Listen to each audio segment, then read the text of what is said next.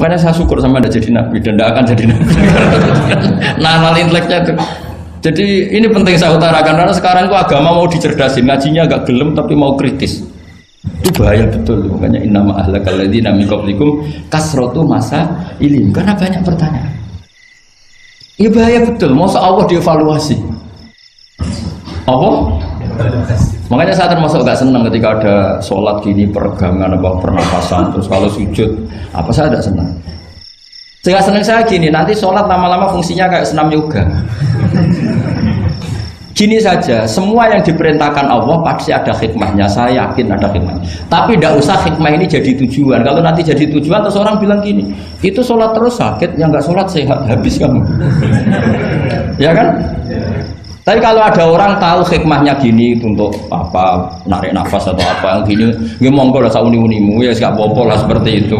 Tapi kalau jadi tujuan, jadi ya sudah, yang benar sholat itu apa? Sholat itu bukti ketundukan sama Allah Subhanahu wa ta'ala. Wasjud waqtarib, kalau berani sujud berarti insya Allah dekat sama Allah, karena itu bentuk tawaduk, bentuk tadzallul, bentuk ubudiyah. Fadkhuli fi ibadi wadkhuli. Lalu kok terus dianalisis ini fungsinya gini, wah repot. Lah nanti kalau ada senam yoga tandingannya lebih efektif. Saya jantungan, sujud kok nggak ngefek, tapi setelah ikut yoga kok ngefek. Saya loh ya, orang boleh nggak berpendapat sependapat sama saya, tapi kalau nggak sependapat keterlaluan, yakin.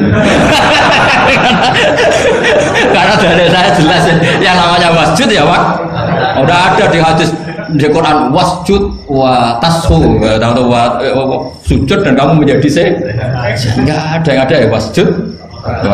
Saya kira demikian. Assalamualaikum warahmatullahi wabarakatuh. Apa langsung selesai aja? Ya. Masalah keimanan. Tanya apa ngeluh? Kalau tanya boleh ya gimana? Masalah keimanan tentang qada dan qadar. Oh iya. Kalau qada dan qadar itu kita sudah ditentukan oleh Allah, kenapa masih dimintai pertanggungjawaban? Tidak. Oh iya. Betul. Ya seperti mukadimah saya tadi ya. Jadi ngaji itu harus kafah. Kafah itu artinya komplit. Jadi Nabi dalam banyak hal yang momennya tepat ya menganalisis dengan qada qadar, tapi dalam banyak hal juga melarang orang membicarakan qada qadar. Jadi misalnya gini, kamu kadung ditakdir pernah punya dosa dan kamu ingin tobat, maka dosa yang masa lalu anggap saja qada qadar, terus keinginan tobat itu anggap aturan syariat. Jangan lalu setelah qada qadar kamu tidak berkeinginan tobat. Ini penting saya utarakan karena Nabi itu menghentikan pasti dua kali. Saya jamin di setiap konteks sosial Nabi pasti menghentikan dua kali. Dua kali itu dua solusi. Nabi pernah menghentikan idza dzikiral qadar fa'amsiku wa idza dzikra ashabi fa'amsiku. Jika umatku telah menjustifikasi qada dan qadar fa'amsiku, kamu jangan ikut-ikut karena nanti akan yang zina nggak apa-apa, saya sudah qada qadar, yang maling ya nggak apa-apa karena sudah qada. Wah bahaya, bisa hancur syariat kalau seperti itu. Tapi ada banyak hal yang Nabi mengisnadkan itu ke qada qadar, kayak cerita Nabi Musa dan Nabi Adam. Ada kan di hadis Sahih itu jelas. Ini dengerin, ini betul di hadis Sahih. Nabi Musa itu saking Israelnya, memang beliau orang apa? Pertama, semua nabi kan pasti ngalami diangkat ke alam roh. Nabi loh ya, tidak sampean nabi. Sama tidak usah ambisi begitu, nabi ini. Ketika beliau diangkat di alam roh itu ketemu Nabi Adam. Padahal Nabi Adam kan Abul Basar, tokoh utama ada. Pertama ketemu langsung ngomong gini, anta Adam, kamu betul yang namanya Adam? Ya saya Adam. Antal ladzi akhrajtan nasa minal jannati wa asqaitahum. Siapa hadisnya? Antal ladzi akhrajtan nasa minal jannati wa asqaitahum. Gara-gara kamu orang enggak hidup di surga. Jadi kalau sampean marah gara-gara kamu, saya harus cari uang sampai Korea. Coba kalau kita masih di surga, enggak perlu kerja di mana?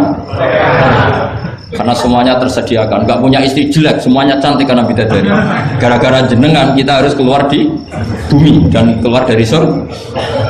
Nabi Adam itu karena orang sepuh ya, beliau santai saja. Anta Musa, kamu betul Musa? Ya saya Musa. Anta kalimu, ya saya kalimu. Anta Sofio, ya saya. Nabi Adam masih muji-muji. Ini pentingnya orang bijak. Jadi kalau sama nanti ngelawan saya tetap bijak insya Allah. Tapi sampean bisa neraka, ngelawan kiai itu dosa. Dosa sekali, bukan dosa biasa, sangat dosa. Nabi Musa, Nabi Adam masih anta sofi wa anta kalimu. Bukankah kamu melihat di Taurat bahwa saya akan dosa dan akan dosa saya sudah ditulis 40 tahun sebelum saya dosa? Iya ya Musa. Iya ya Nabi Adam, ya betul gitu. Berarti kamu mengkritik saya atalumunani fi amrin qad qadahu. Kamu mengkritik saya, menyalahkan saya dengan sesuatu yang sudah digodok-godok oleh Allah sebelum saya lakukan. Jadi sudah ditulis sama Allah 40 tahun sebelum saya salah, sudah ditulis skenario-nya nanti Adam akan salah terus keluar dari surga. Memang dari awal Allah skenario-nya seperti itu. Itu ibarat istri kamu sudah tahu ini kalau miskin setia, kalau sudah kaya nanti pola, itu sudah tahu. Tapi anehnya istri kamu ketika nyata pola kok tidak siap, padahal sebetulnya sudah tahu gitu ya kan. Makanya saya kalau ngaji di mana-mana bilang kelirunya orang Indonesia itu satu, kalau ilmunya terbukti itu tersiksa, itu kelirunya orang ini. Semua cowok tahu nggak, semua lelaki tahu nggak, kalau nggak pernah nafakoi diomelin, tahu nggak? Tahu. Tapi ketika itu nyata nggak siap. Harusnya ketika nyata diomelin, alhamdulillah ilmu saya benar, terus. Tapi istri kamu juga gitu. Biasanya wong lanang duwe akeh pola. Terus dengar sampean mulai cinta orang lain, harusnya kan alhamdulillah ilmu saya benar kan. Artinya gini, manusia saja bisa memprediksi. Kan nggak mungkin kita nyifati Allah nggak tahu Nabi Adam salah sebelum nyata-nyata salah. Tentu itu tidak mungkin. Nah, maknanya kodok-kodar kira-kira gitu. Allah itu tahu apa yang akan terjadi.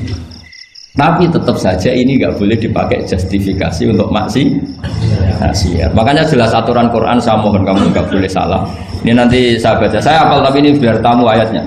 Itu ayatnya kan ma asaba musibatin fil ardi wala fi anfusikum illa fi kitabim min qabli an nabraha inna dzalika 'ala Allahi yasir likai la ta'sau 'ala ma fatakum wala tafrahu bima. Jadi apa yang mengenai kamu di bumi maupun ada pada diri kamu, anggap saja itu, yakini saja sebagai qada qadar, supaya kamu tidak putus asa apa yang sudah terlewatkan dan tidak bangga dengan apa yang kamu udah. Misalnya saya ini kan termasuk kiai keren misalnya itu saya tidak pernah bangga karena memang ditulis kalau suatu saat Gus Bahat itu keren, jadi bangganya di mana kan sesuai skenario. Jadi untuk menghilangkan ujub bangga itu dengan cara iman sama qada qadar.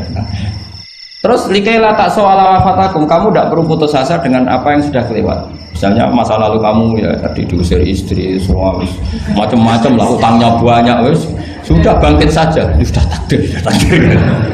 Jadi mungkin ada yang mencarikan, coba ini carikan, mungkin di surat Hadid itu yang nanti dicari ayatnya. Pokoknya ayatnya tadi apa?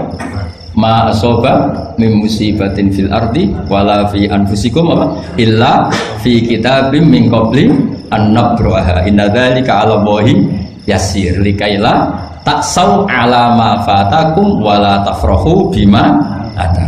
Jadi kodok qadar ditulis supaya kamu tidak putus asa menyesali apa yang sudah kelewat dan bangga umur terhadap apa yang kamu dapat. Jadi misalnya Pak Jokowi jadi presiden, untuk menghilangkan ujub ya, memang sudah ditulis kalau akan jadi, ya biasa saja sesuai skenario. Nah, ya sama seperti sampean suatu saat tua, terus untukmu coplok, terus dredeg-dredeg, kepleset tiba. Soalnya harus senang saja. Zaman kamu muda juga sudah tahu kalau nanti akan seperti itu. Gitu. Jadi kalau itu terjadi, ya sudah, memang akan seperti itu. Jadi ringan saja. Ini pentingnya ngaji. Jadi sesuatu itu mudah sekali kalau dianalisis dengan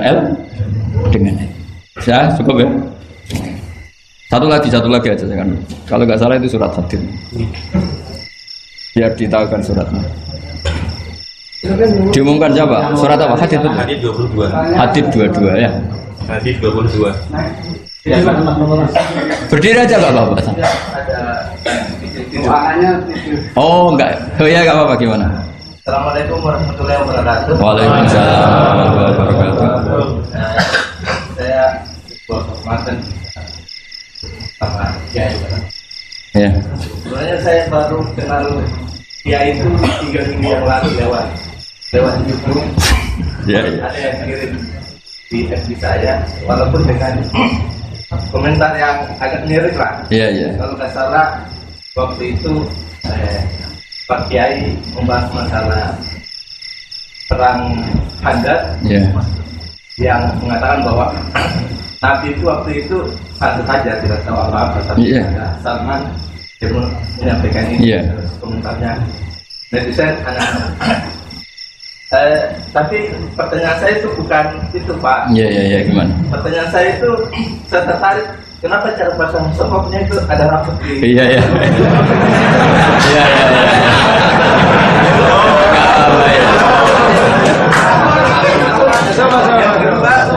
Yang kedua, sebenarnya hal umum. Saya bukan ahli Al-Quran, tapi ada ayat yang mengatakan bahwa sampaikanlah dari aku, meskipun satu ayat itu walaupun enggak. Itu cuma satu ayat dari aku balighu anni walau ayat. Yang itu menurut saya menjadi dengan dunia medsos saat ini orang yang betul-betul mungkin bukan cuma sekedar satu ayat, cuma satu kata itu di broadcast yang mungkin memacu perdebatan. Makanya ini begini, namanya siapa? Sulaiman. Begini aja, ini saya jawab. Tapi ini ringan, sama relax saja, santai. Jadi memang tradisi ulama sama masyarakat itu beda. Jadi kalau Nabi dikatakan tidak tahu dalam konteks tertentu itu malah madh. Madh itu memuji. Karena tadi syaratnya Nabi harus ummi. Ummi itu kan keibu-ibuan.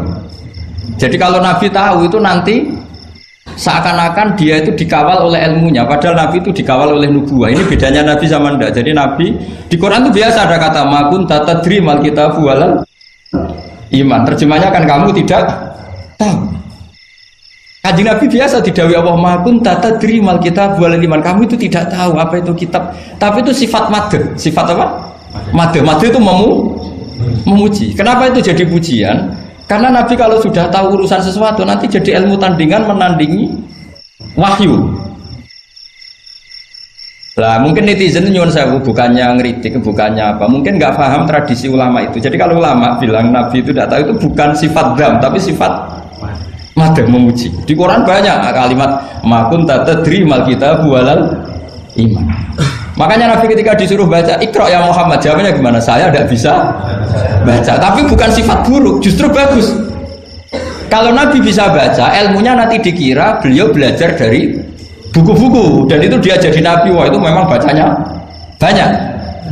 Clear ya ini ya, supaya nggak salah paham. Jadi dikatakan tidak tahu kalau Nabi itu bagus, madh.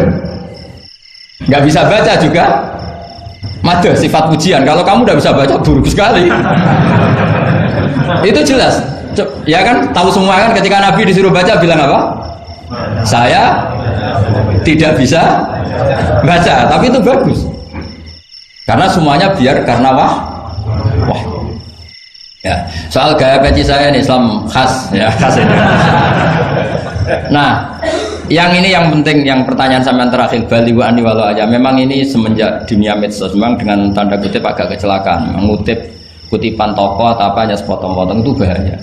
Bahayanya begini, itu bukan hanya karena yang ngendikan tokoh. Meskipun Quran kalau wakafnya salah itu ya bahaya. Coba misalnya begini, ada orang wakaf di depan orang yang paham bahasa Arab. Innallaha la yastahi, terus wakaf ya Pak. Terjemahnya gimana? Allah tidak punya rasa malu. Sehingga di ilmu Quran itu diaturkan ada wakaf yang haram, yaitu wakaf yang rusak makna. Harus diteruskan innallaha la yastahi ayyadriba masalam ma ba'u. Allah tidak malu bikin perumpamaan sekecil apapun makhluk itu. Misalnya buat perumpamaan dengan coba kalau bacanya satu ayat terpotong. Innallaha la yastahi, Allah tidak. Bayangkan didengar orang yang paham bahasa Arab. Jadi problem kita adalah kadang ngutip ya gitu. Jadi apa ya tadi belum mendengarin kompletnya ngaji. Jadi kalau ada ulama bilang Nabi tidak tahu, itu sebenarnya madh itu ngelem karena memang begitu. Makanya Allah bilang apa? Ma kunta tadri mal kitabu walal iman. Muhammad, kamu tidak tahu apa yang maknanya kitab, maknanya iman. Tapi nggak tahu ini untuk Nabi kelebihan, karena kalau Nabi tahu dulu berarti ilmunya sebagian diserap dari Taurat dan Injil, dari yang macam-macam. Makanya dulu orang kafir kalau ngeritik Nabi kan, walaqad na'lamu annahum yaquluna innama yu'allimuhu basar. Muhammad pinter, macam pernah belajar. Terus Allah menjawab, Muhammad itu nggak pernah belajar, bahkan baca saja tidak. Jadi kalau Nabi dikatakan nggak bisa baca, nggak tahu, itu madh. Saya ulang lagi, untuk Nabi itu madh. Sehingga semua yang dilakukan Nabi, in huwa illa wahyu yuha, semua hanya berdasar wahyu. Ini bedanya Nabi dengan selain Nabi. Makanya Nabi itu nggak pernah baca, nggak boleh memang. Karena tadi pasti ini jadi ilmu tandingan. Itu bahaya kalau untuk Nabi, supaya semuanya orisinil dari Allah. Nabi itu sama Allah dikosongkan, semuanya kosong. Semuanya dari ilmu yang diwahyukan oleh Allah Subhanahu wa Ta'ala, jelasnya. Jadi baliwani walau ayat itu saya mohon, maksudnya itu ayat itu bukan ayat satu Quran potongan, enggak. Ayat yang muhkamah, yang utuh. Tapi kalau satu potongan ya enggak boleh. Tadi misalnya dipotong apa, inna woha layar tadi kan kayak. Makanya di bab ilmu tajwid kan diterangkan wa ba'da tajwidi kalil hurufi la budda mim ma'rifatil wuqufi. Setelah kamu tahu tajwid, ikhfa, idhar, idgham, kamu harus mengenal ilmu waqaf. Karena sekali salah waqaf itu ya gitu Mas Leman ya. Assalamualaikum warahmatullahi wabarakatuh.